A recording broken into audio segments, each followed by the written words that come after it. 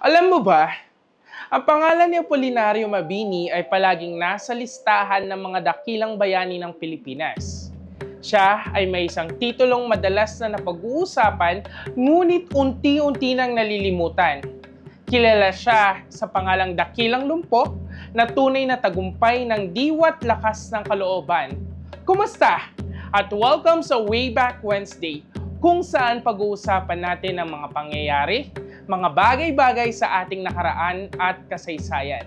Ako si David Noveno, at tara, pag-usapan natin si Apolinario Mabini.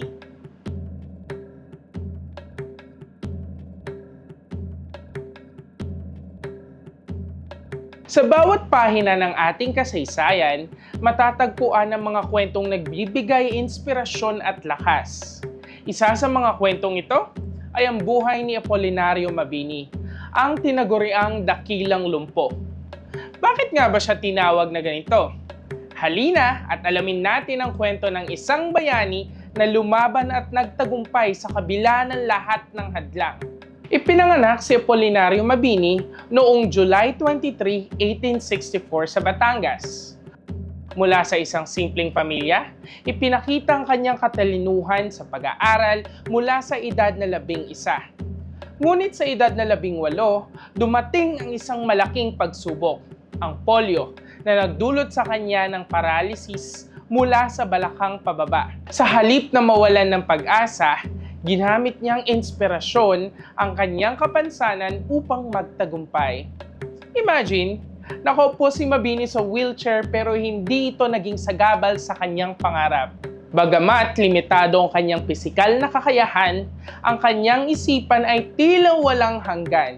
Hindi siya nagpatinag, sa halip, ang kanyang determinasyon at katalinuhan ay nagbigay daan sa kanyang makapaglingkod sa bayan sa pinakamaimpluwensyang paraan. Tinawag na Dakilang Lumpo si Apolinario Mabini hindi dahil sa kanyang kapansanan, kundi dahil sa kanyang hindi matatawarang talino at tapang. Sa kabila ng kanyang pisikal na limitasyon, siya ay naging utak ng Rebolusyong Pilipino. Isang lider na hindi natitinag ng kahit na anong pagsubok. Isang mahalagang bahagi ng kanyang legasiya ang pagbubuo ng Malolos Constitution noong 1899. Sa kabila ng lahat ng hadlang, isinulat niya ang dokumentong ito na naging pundasyon ng ating demokratikong republika. Ang kanyang mga ideya ay nagbibigay direksyon sa pagbuo ng isang bansa na matibay sa lahat ng pagsubok.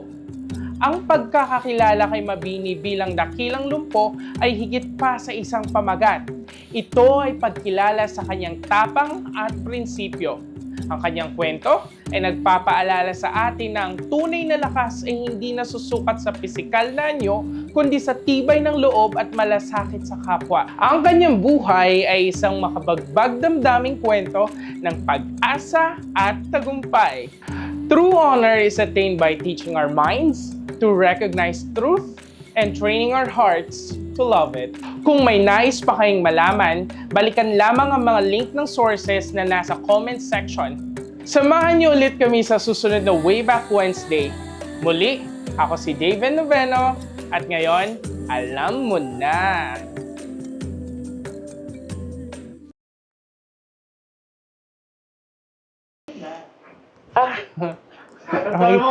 Ang hirap kasi. Ito nga, rolling pala to, visit. Maliit lang, gano'n. Oo. Okay. Alam mo na!